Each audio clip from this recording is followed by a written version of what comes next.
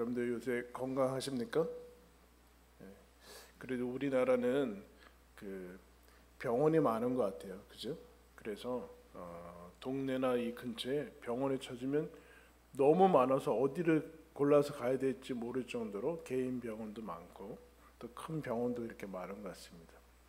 넓은 나라에는 아마 그 병원 가기가 쉽지 않고 또 경제적으로 열악한 나라는 의료의 그 혜택을 받는 것이 대단히 멀게 느껴지기도 합니다. 그래서 제가 예전에 그 동남아시아 어느 열악한 나라에 갔을 때는 이제 뭐 여러 가지 의약품들을 가져가지 않습니까? 그런데 그 감기로 와도 꼭 파스를 달래요. 파스를. 더운 나라거든. 더운 나라인데 그러니까 이런 거죠. 그 파스 붙이면 그냥 어디든 무슨 병이든 나을 것 같은 그런, 왜냐하면 파스 자체도 이제 구하기가 어렵고 약국도 없고 그러니까 그런 것들을 보게 돼요. 근데 또 붙이면 낫나 봐요. 근데 병원을 이렇게 다니다 보면 다 그렇지는 않지만 요새 이렇게 병원을 가면 이렇게 불친절한지 모르겠어요. 여러분.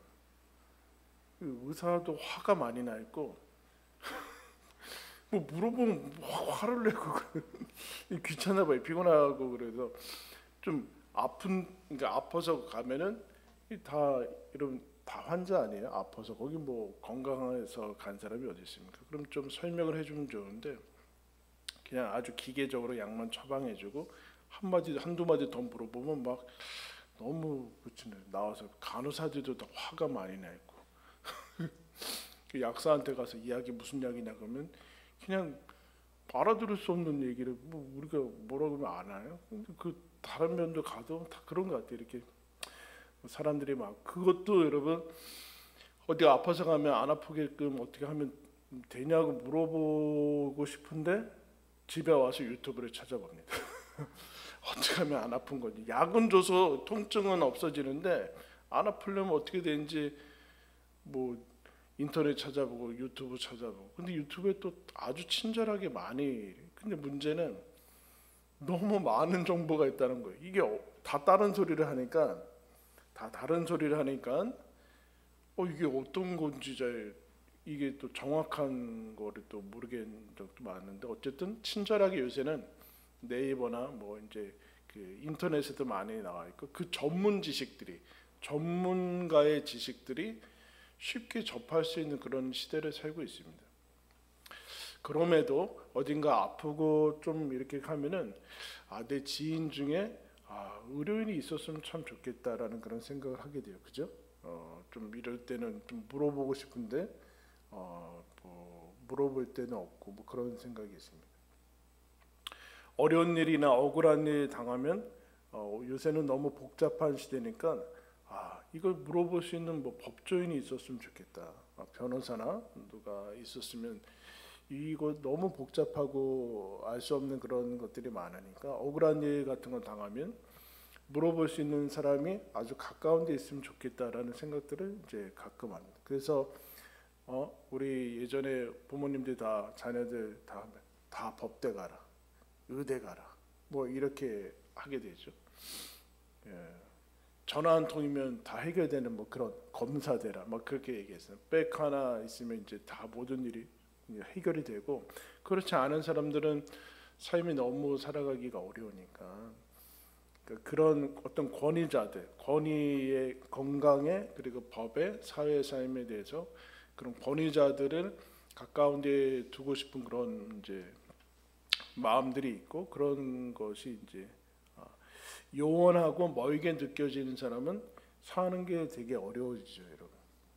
돌봐줄 수 있는 사람도 없고 하다못해 여러분 우리가 살아가는데도 그런 실질적인 그런 도움을 이제 받을 때 좀 사는 게 쉬워지고 또 하는 것을 보게 됩니다. 그런데 우리가 이렇게 그런데 뭐 그렇게 이제 그런 권위자들을 우리가 주변에 둬도 도움을 받기가 이제 쉬운데 삶이 사는 게 지겨울 때는 누구한테 물어봐야 돼요, 여러분? 사는 게 살기 싫고 별로 살고 싶지 않고 사는 게 너무 회의가 되고 무기력하고 그럴 때는 누구한테 물어봐야 돼요? 이 정신과에 여러분 물어보면 이게 쉽게 답이 됩니까? 너무 외로울 때는 어떻게 해야 돼요? 정말로 죽고 싶을 때는 어느 권위자한테 가야 돼요? 권위자. 아플 때는 의사한테 가면 되지만, 그래서 요새는 워낙 정신과가 이제 갑자기 많이 이렇게 많아졌는데, 여러분 거기 간다고 정말 해결이 되겠습니까? 사는 게 지겹고 힘들고 내 삶이 내 마음대로 되지 않고 모든 것들이 별로 의미가 느껴지지 않을 때는, 그리고 외로울 때, 그때는 누구한테, 이 삶의 권위자인 누구한테 가야 되는가, 그런 생각이 여러분 듭니다. 오늘 우리가 읽은 말씀을 보면은 이제 오늘 말씀부터 5장까지는 대제사장에서 나와요. 이제 여태까지는 우리가 믿는 예수님이 구약의 어떤 인물보다 뛰어난 분이다. 천사보다 뛰어난 분이고 모세와 여호수아보다 훨씬 뛰어나신 분이다. 그러니까 천사도 이스라엘에게 있어서는 천사나 여러 가지 그 모세와 같은 그 위대한 사역자들, 여호수아 이런 범접할 수 없는 하나님의 사람들이 있었는데, 우리가 믿는 그 예수님은 그 사람들을 창조하고 보내신 분만 아니라 훨씬 더 비교되지 않는 분을 우리가 믿고 있는 것이다. 네, 여러분, 우리는 사실은 그러니까 우리는 그 권위자에 가기는 자기가 좀 그러니까 그 중간 단계 정도로 만족하죠. 그냥 모세 정도면 되고, 예수님에게 바로 직접 가기는 그러니까 그렇게 하는데 그렇지 않다. 그러면서 오늘은 이제 대제사장, 이스라엘에게 있어서는 대제사장이 하나님께서 하나님과의 그 관계를 계속 지속시켜주고 연결시켜주는 그 제사장의 그것보다 훨씬 뛰어나신 분이, 원래 큰 대제사장이 예수님이다라는 것을 이제 계속해서 이제 설명을 해 나가요. 그럼 대제사장은 아론이죠. 아론의 첫 번째 모세의 형인 아론이 대제사장의 역할을 하게 되는데, 왜 대제사장이라고 그랬냐면 제사장은 한 명이 아니었기 때문에 그래요. 아론의 자손들이 제사장인데 그 중에 이제 최고의 권위를 가진 사람을 대제사장, 그리고 아론의 자손, 또 이제 하나님의 그 성전의 일을 하는 사람들이 이제 제사장의 역할을 했는데, 아론의 이제 다음에 나오겠지만 아론의 자손이어야지만 제사장이 될 수 있습니다. 근데 제사장이 이스라엘의 광야에서만 200만 정도 되는 인구인데 그 제사장을 만날 수 있겠습니까? 그죠? 아론 한번 만날 수 있을까요? 200만 명인데 어른만 뭐 100만 명 될 거 아니에요. 그러면은 하루에 몇 명씩 만나야지 대제사장을 만날 수 있어요. 거의 불가능하죠. 거의 불가능해요. 그러니까 다른 제사장들을 만나고 제사하러 왔을 때 그런 일들을 하게 되는데, 특별히 대제사장은 1년에 한 번씩 하나님께서 대제사장만 들어갈 수 있는 지성소라는데, 성소에 있어서 성막 안에도 성소와 지극히 거룩한 곳인 지성소라고 했는데 1년에 한 번만 들어갈 수 있어요. 그러니까 1년 내내 사실은 그 지성소는 천막에 가려져 있는 것이죠. 그 밖에 성소에 등잔이 있고 떡이 있고 이제 제사장들이 일할 수 있는 곳이 있고 어둠 속에 거기에 언약궤가 있고, 그런데 1년에 한 번만 대제사장이 피를 가지고 가서 대속죄일에 들어가서 이스라엘의 1년 동안의 그 죄를 속하는 그 의식을 하는 것이 대제사장입니다. 그러니까 대제사장은 어떻게 보면은 대단히 상징적인 것이죠. 만날 수 없는 사람이나 마찬가지. 1년에 한 번 정도 큰 일을, 여러 가지 일들을 하게 되는 그런, 멀게 느껴지죠. 지성소는 일반인이 들어갈 수 없고 대제사장도 만날 수 없고, 그럼 모세도 계속해서 출애 그 광야에서 백성들의 송사를 감당하다가 지치잖아요. 그러니까 하나님께서 그 이드로가 모세의 장인, 너 혼자 감당하겠냐? 사람들을 세워서 이것은 나눠줘라, 그런 얘기를 하겠죠. 혼자서 아무리 그 이제 열심을 부려도 불가능한 일이죠. 멀게 대제사장은 하나님의 일을 하지만 백성들에게는 어쨌든 멀게 느껴질 뿐만 아니라 일반 백성한테는 나 같은 사람이 범접할 수 있는 사람인가? 우리가 천사는 초월성이 있다고 그래. 초월성. 초월성에 대한 그런 이제 동경이 있는데, 이 초월성을 넘어서서 대제사장 같은 그런 어떤 특수한 임무를 맡은 사람들은 일반인들에게는 여러분 접근하기가 대단히 어렵습니다. 그러니까 쉽게 만날 수 없다라는 거죠. 쉽게 만날 수 없다. 아까 여러분 얘기 들었지만 대학병원의 명의들은 2, 3년치 예약이 찼대요. 지금 아파서 예약하면 날 때쯤 만날 거예요. 자연치유가 되던가 아니면 죽던가. 자연치유 되던가 아니면은 뭐 중병이면 죽어서 만나던가. 지금 만날 수가 없어요. 2년치가 돼 있으니까. 대제사장은 여러분 만날 수 없게 되죠. 우리 같은 사람들 옛날 같으면 여러분 백 서서 이제 중간에 끼어들고 막 그렇게 하기도 하는데, 요새는 뭐 그렇지만 이제 대제사장은 일반인들한테는 요원하게 느껴지는 거예요. 요원하게 멀게 느껴지는 거죠. 그러면서 이런 얘기를 하는. 그러므로 우리에게 큰 대제사장이 있다. 대제사장으로는 안 돼서 큰을 붙었어요. 큰 위대 아주 제일 큰 대제사장이 계시는데, 그분은 우리가 믿는 승천하시니 예수다. 그렇게 그분이 우리가 믿으니까 굳게 잡을지어다. 하나님이 우리 믿는 바다. 너 믿을 만한 구석이 있냐? 너 믿는 구석이 있냐? 너 백이 있냐? 할 때 내가 믿는 백이 예수다. 어때요, 여러분? 그게 뭐야? 그래, 우리 신자들도 그게 뭐냐? 그런 느낌이 들지 않아요? 근데 그 얘기를 지금 하는 거예요. 그 얘기. 너 전화 한 통 하면은 네 건강 상태를 얘기할 수 있는 최고의 명의가 있냐? 그럼 얼마나 마음이 든든해요. 너 전화 한 통 하면은 네 억울한 일을 바로 변호해 줄 수 있는 변호사 있냐? 전화만 하면 바로 네 삶의 여러 가지 어려움들을. 근데 예수다. 그러면 여러분 어떤 생각이 들어요? 이게 무슨 현실성이 있는가?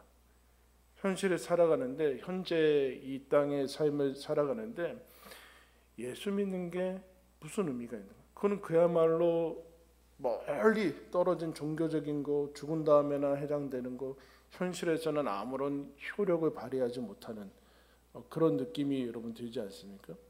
지금 여러분 근데 이 히브리서를 받는 백성들한테, 하나님의 사람들한테 너희들이 믿는 붙들고 있는 그 백이 예수다. 그분을 힘써 믿는 도리를 굳게 잡을지어다라는 얘기는 이 끈 꽉 붙들고 있어라. 그런 얘기를 하는 거예요. 대제사장이라고 얘기했는데, 대제사장은 1년에 한 번 우리 거의 만날 수 없고 범접할 수 없고 접근이 불가능한 이런 어떤 대단히 거룩하면서, 근데 만나서 그 어떤 일들을 얘기하고 싶고 하는 그런 사람들인데, 실제로는 상징적인 거기 때문에 나와는 불가능한 거죠.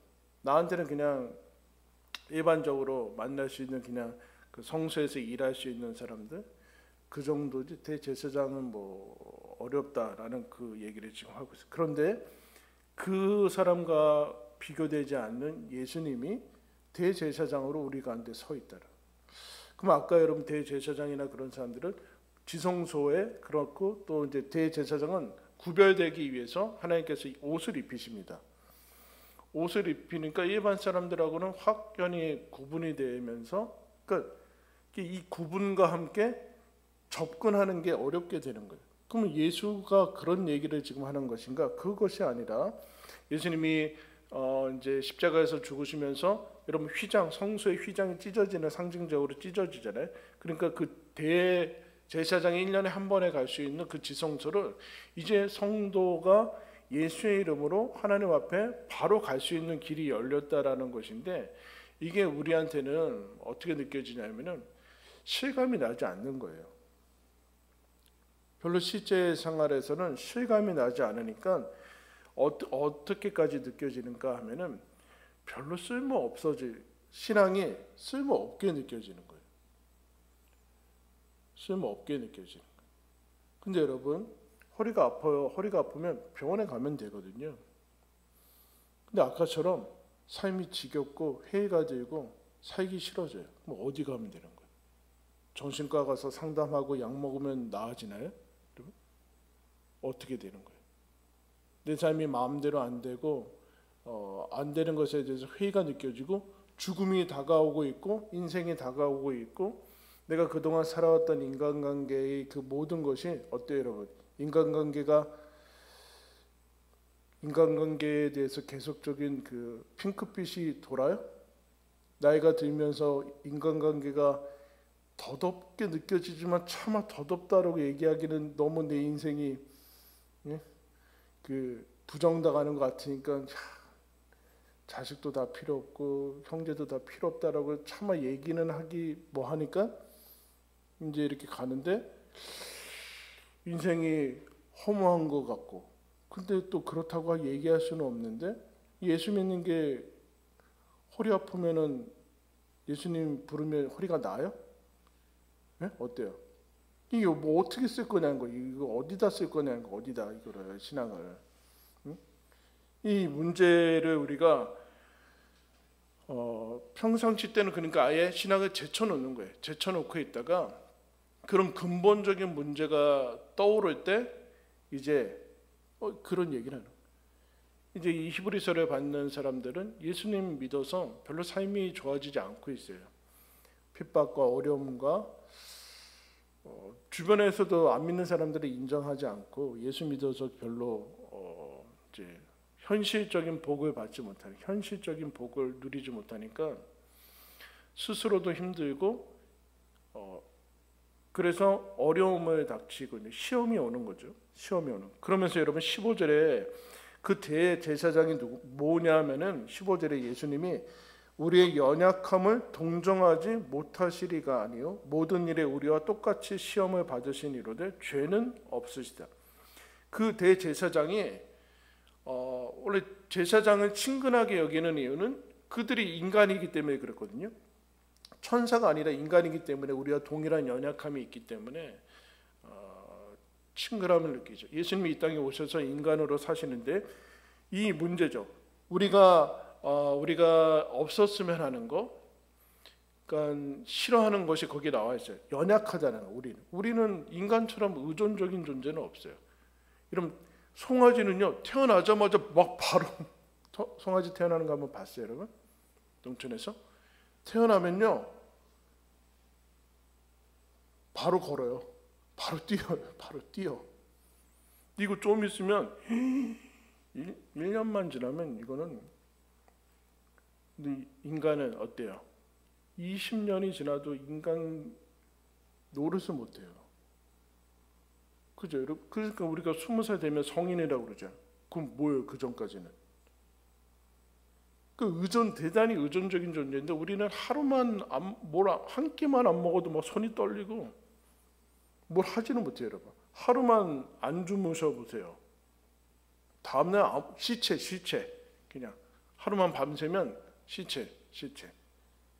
이 연약함 계속해서 뭔가를 의존해야 되고 의존을 하지 않으면 살아갈 수 없는 이 의존적인 이 연약함에 하나님께서 왜 인간을 이렇게 무력하게 만드셨을까라는 생각이 들어요.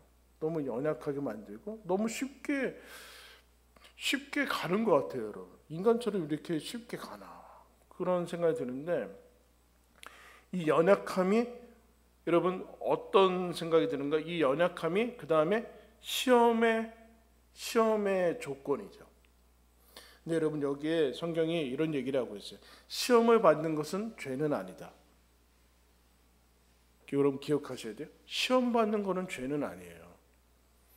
시험을 받아서 그 다음에 선택이 죄로 갈 것인가 아니면 그 시험을 이길까의 문제지 시험 받는 것은 죄는 아니에요.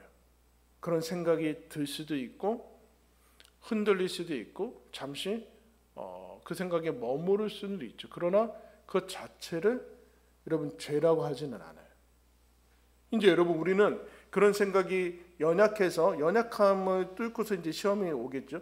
이 연약한 것이 죄가 아닌데 연약함을 부끄러워하고 이제 약함을 인간됨의 당연한 요소고 당연히 사람은 모든 부분에 있어서 그런 필요를 채워야 되는 건데 그 필요를 느끼는 것 자체가 무능하다고 여기는 시대를 살고 있어요.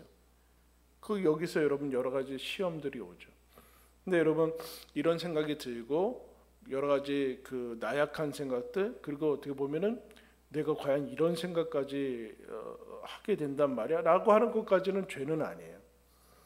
우리 연약하기 때문에 그렇죠. 근데 그 다음에 문제 그러면서 예수님은 우리 연약함을 꾸짖는 분이 아니다.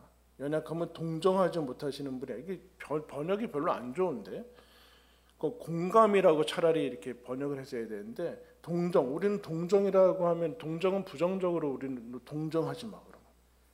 그 동정은 여러분 무슨 뜻이에요? 한자로 같은 감정을 가지는 게 동정이에요. 얼마나 좋은 단어입니까? 동정이라는 것이. 아니? 생각해 본 적이 없어요? 우리 흔히 드라마를 너 나를 동정하지 마.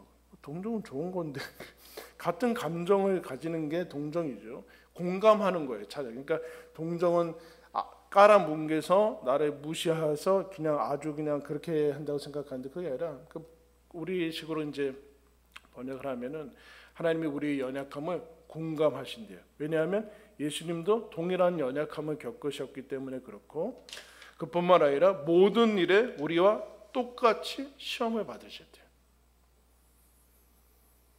그러니까 시험을 받고 연약함을 받고 충동이 일어나고 분노가 일어나고 때로는 그런 생각이 일어나는 것 자체는 우리가 살아있다라는 것이죠. 그러나 그 다음에 예수님이 우리를 도우실 수 있는 이유는 거기에 똑같이 넘어진 것이 아니라 권위가 있으시죠. 똑같이 시험을 받지 않았다면 우리는 그분은 우리와 아무런 상관이 없는 현실을 모르는 분이라고 여겼겠죠. 그러나 동일한 인생을 사시고 동일한 힘겨움과 어려움들을 겪으셨지만 하나님 안에서 그것들을 다른 반응으로 사셨다라고 이제 그러니까 당연히 우리가 예수님한테 가서 예수님 이 시험을 어떻게 이기셨습니까? 라고 물을 수 있게 되는 것이죠, 여러분. 슈퍼맨의 능력으로 시험도 안 받고 아무런 배고픔도 안 느끼고 그 공생의 기간 동안에 밥도 안 먹고 그랬으면 우리는 거기 가서 물을 이유가 없는 것이죠. 근데 그렇지 않고서 동일하게 사신 그분인데 그분이 인생을 사셨는데 죄가 없으시다라는 그 얘기는 여러분 우리가 연약해서 시험을 받으면 믿음의 사람들은 어떤 식으로 그 시험을 받아서 시험에 굴복하게 될까요? 쉽게 얘기하면 죄를 짓는다, 범죄한다 그렇게 나오는데 범죄의 그 속성은 뭐예요? 그 안에 뭐가 담겨져 있어요? 신자가 범죄하는 거예요. 범죄했다 그럼 그 안에 뭐가 담겨 있습니까? 자포자기가 담겨 있죠. 나는 안 돼. 그래 나 같은 사람이 무슨 거룩한 성도라고 좀 하다가 이렇게 연약함이 없고 넘어지고 그러면 그래 나는 역시 안 돼. 나 같은 사람은 신자라고 안 하는 게 하나님께 도움이 돼. 이렇게 가겠죠. 그것에 나오는 증상들이 다시 옛날의 모습으로 가서 퇴행을 한다든가 아이들이 여러분 신약에서 아이들이 동생 나면은 갑자기 퇴행하죠. 왜냐하면 동생을 엄마 아빠가 막 이뻐하는 것 같으니까 나도 저렇게 이미 대소변 가르는데 저렇게 싸우면은 좋아하나 보다. 그래서 다시 막 옛날로 돌아가고 그러잖아요. 예? 막 땡깡 부리고 막 그게 퇴행이거든요. 그거와 다르게 신자들도 퇴행해 버리는 거죠. 하다가 안 되니까 그래 나는 안 돼. 자포자기하고 때로는 자학하고 스스로 이제 그렇게 가는 거죠. 그게 여러분 범죄의 모습으로 나가죠. 그래 나 같은 사람이 예수님이 나한테 그럴 필요가 나는 원래 안 됐어 이렇게 가는 게 신자들에게 나타나는. 불신자들은 이런 게 없죠, 여러분. 불신자들은 이런 게 없어요. 왜냐하면 신자의 영역으로 나오지 않았기 때문에. 히브리서의 뒤에 가면 그런 게 나와. 너희들 왜 뒤로 물러가냐? 뒤로 왜 물러가냐? 근데 현실이 힘드니까 시험 들고 시험에 들었는데 그 마귀가 그렇게 속여요. 시험 드는 것 자체가 너는 아직까지 그런 생각을 하냐? 이렇게 끌고 가는 거예요. 그럼 당연히 배고프면은 아니 며칠 동안 몇 시간 동안 밥을 안 먹고 하루와 밥 먹으면 당연히 배고픈 거죠. 배고픔에 죄책감을 느끼는 거예요. 무슨 배가 고프냐 자질구레하게. 놀라운 거는 여러분 장례식장에 식당이 붙어 있는 게 늘 저는 좀 낯설어요. 왜냐하면은 밥을 먹을 수 있는 상황은 아니잖아요. 너무 슬프고 근데 옆에서 밥을 먹어요. 밥을. 네? 밥 좀 안 먹었으면 좋겠. 이 슬픔의 기간에는 배가 안 고팠으면 좋겠는데 배가 고파요. 그러니까 옆에서 한소리를 뜨게 하고 그렇게 하는 거죠. 그때 여러분 무슨 생각이 들어요? 대단히 구차하게 느껴져요, 여러분. 이런 슬플 때는 이렇게 안 먹고 그랬으면 좋겠는데 또 잠을 자야 돼요. 잠을 자야 돼요. 이런 구차함이 느껴질 때 우리는 자기가 초라해 보이고 그렇게 되는 거예요. 예수 믿는데 이 정도도 못하냐. 그러면서 초라해졌는데 예수님이 그거는 죄가 아니다 라고 얘기해요. 예수님이 얼마나 여러분 초라하게 가셨어요. 초라하게 사셨잖아요. 그 겉으로 보기에 초라하게 제자들 다 도망가고 그냥 그렇게 사신 거예요. 자기 가족 건수 못하고 자기 앞가림도 못하고 그렇게 가시는 모습을 보면서 그러나 예수님은 죄는 안 졌다는 얘기는 여러분 무엇일까요? 그 못남을 스스로 해결하진 않았다는. 우리는 여러분 스스로 해결해야지만 잘났다라고 생각을 하게 되는데 우리는 의존적인 존재라서 어릴 적에는 부모님에게 의존하고 커서는 사실은 하나님이 자존심을 살려주기 위해서 자기가 마치 벌어서 먹고 사는 것처럼 하지만 그렇지 않죠. 죽을 때까지 우리는 계속해서 외부에서 의존해야 되고 나이가 들어서는 여러분 자기가 아닌 다른 사람에게 몸을 맡기고 떠나야 되는 그런 겁니다. 그 못남이 여러분 싫은 거죠. 못남이 싫어요. 근데 자신의 이 못남을 연약하고 시험을 받고 죄의 유혹에 흔들리는 이 모습 속에서 예수님이 그것들을 자기의 못남을 스스로 해결하지 않고 어떻게 했는가? 하나님께 나아갔다는 얘기. 하나님께 맡겼다.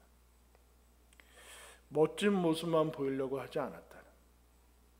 우리는 좀 멋진 모습만 보였으면 좋겠어요. 하나님께도 멋진 모습만 보였으면 좋겠어요.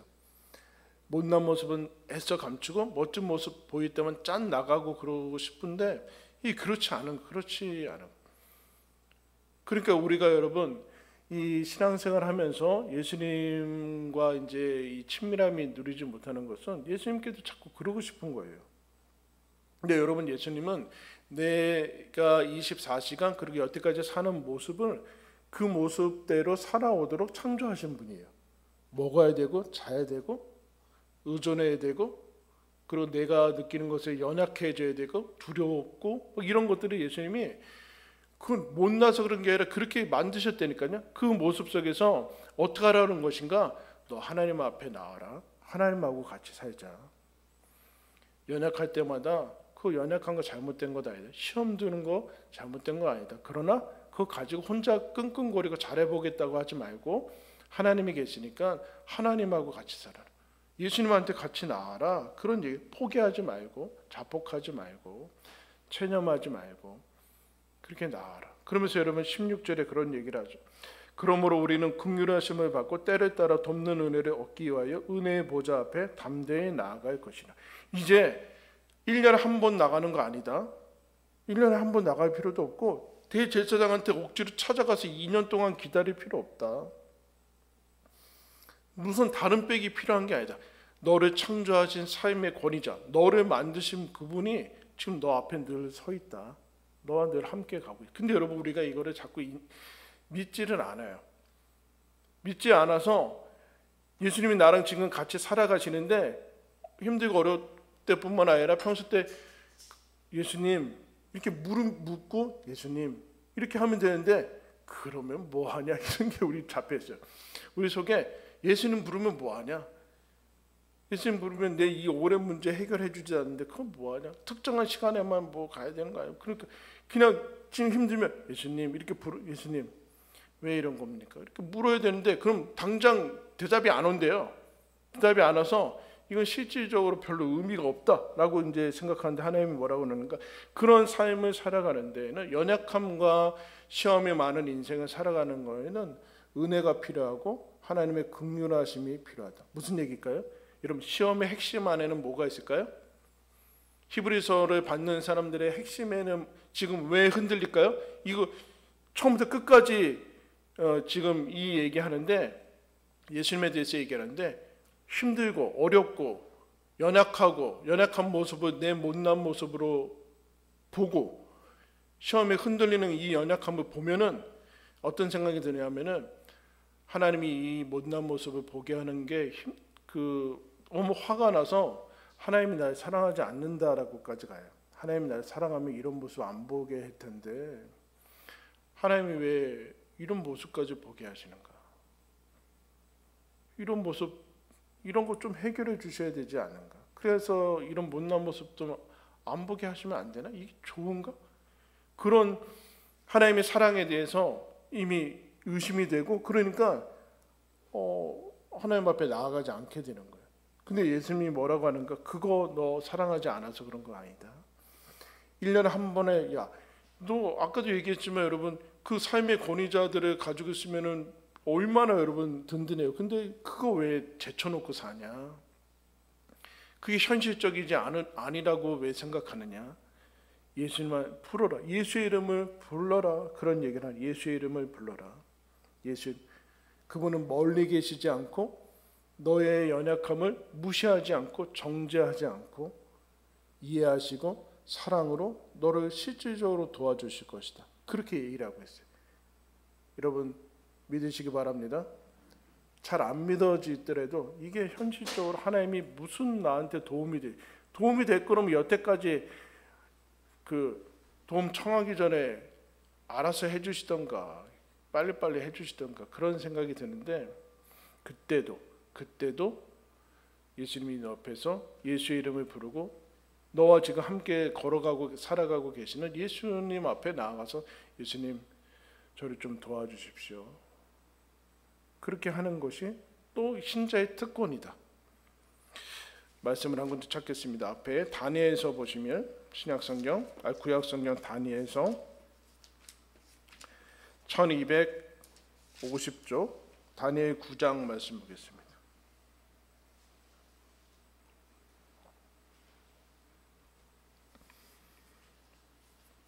다니엘서 9장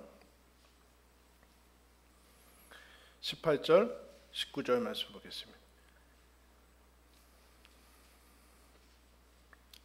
1249면 찾으셨어요?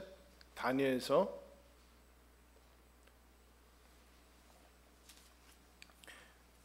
다니엘 9장 18절 19절 제가 읽겠습니다. 나의 하나님이여 귀를 기울여 들으시며 눈을 떠서 우리의 황폐한 상황과 주의 이름으로 일컫는 성을 보옵소서. 우리가 주 앞에 간구하옵는 것은 우리의 공의를 의지하여 하는 것이 아니요 주의 큰 긍휼을 의지하여 함이니이다. 주여 들으소서. 주여 용서하소서. 주여 귀를 기울이시고 행하소서. 지체하지 마옵소서. 나의 하나님이여 주 자신을 위하여 하시옵소서. 이는 주의 성과 주의 백성이 주의 이름으로 일컫는 바 됨이니이다. 여러분 다니엘이 지금 어디에 있어요? 바벨론에 잡혀와 있어요. 나라는 망했고 포로로 잡혀와 있어요. 황당한 그런 지금 상황이죠. 하나님이 도우심이 어디에 있을까? 하나님이 안 계시는 그런 상황 속에서 지금 다니엘은 포로로 잡혀서 살고 있는데 하나님을 계속해서 부르고 있는 그런 삶을 살아가고 있습니다. 그러면서 오늘은 다니엘의 기도예요. 하나님 우리 이 나라를 긍휼히 여겨주십시오 하면서 이렇게 기도하는 이유는 18절 후반절에 뭐라고 그래요? 우리의 공의, 자격이 있어서가 아니라 하나님이 긍휼을 의지해서 합니다. 이런 우리가 하나님 앞에 나갈 때마다 계속 걸리는 게 뭐예요? 자격이 아니에요. 자격지심. 내가 그동안 그렇게 안 살았다. 못 살았다. 나는 크리스찬답지 않다. 근데 뭐라고 하는가? 기도 자체가 예수의 이름으로 나가는 거지 우리의 이름 걸고 나가는 게 아니라는 거예요. 그걸 예수님이 완전히 뚫어놓으신 게 예수님이거든요. 지금 근데 구약에서도 알고 있어요. 그러면서 19절에 뭐라고 그래요? 주여 들으소서, 주여 용서하소서, 주여 귀를 기울이시고 행하소서. 뭐라고 그래요? 용서해 달래요. 여러분. 하나님이 멸시하지 않는 것은 상한 심령이라. 상한 심령이라. 하나님 이런 모습으로 갑니다. 주님 이 모습으로 근데 그대로 나아가는 것을 지금 얘기를 하고 있어요. 하나님 지체하지 마시고 주의 이름으로 행하시옵소서. 그렇게 얘기하고 있습니다. 여러분 히브리서에서 뭐라고 얘기합니까? 우리에게 대제사장, 큰 대제사장이 계시니 우리에게 있는 대제사장은 너희들에게 있지 않느냐? 누가 있느냐? 빽이 있다. 대제사장 예수가 있다. 그분의 이름을 불러라. 그분의 이름을 부르고 때를 따라 은혜로 도우심을 받아라. 도움을 받아라. 예수의 도움을 받아라. 그리고 담대히 나아가라. 어떤 상황이든 상관없다. 담대히 그 모습으로 나아가서 예수님의 은혜와 사랑에 힘입어서 살아가라.